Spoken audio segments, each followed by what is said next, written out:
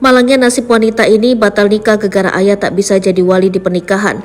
Kisah pilu ini dialami oleh gadis berusia 19 tahun asal Malaysia.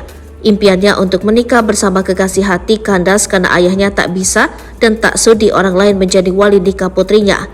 Bermula dari postingan Facebook dengan akun Ezia Eza Eziat pada Minggu 3 Desember 2023 yang menceritakan seorang gadis yang datang ke KUA setempat untuk mendaftarkan pernikahannya dengan calon suami.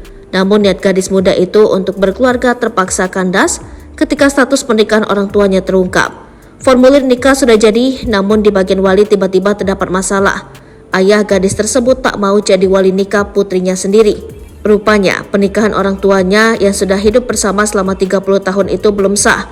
Ayahnya pun menolak mengucapkan sumpah untuk urusan wali tersebut karena menganggap hal tersebut memalukan.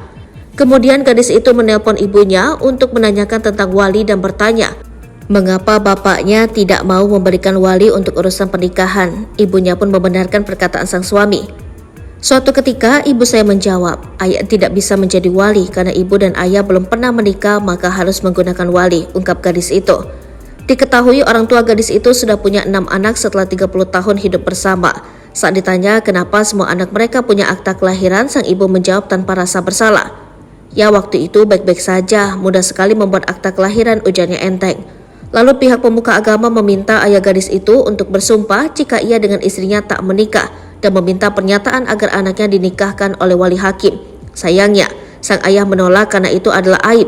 Alhasil pihak tersebut pun tak mampu membantu pasangan ini menikah. Gadis itu pun ditinggalkan kekasihnya karena tak mau menikahi gadis yang asal-usulnya tak jelas. Lelaki mana yang mau beristrikan anak yang tidak tahu asal keturunannya, ujar postingan tersebut. Gadis tersebut pun hancur hatinya dan meratapi nasib karena keputusan dua orang tuanya yang tak mau menikah secara sah.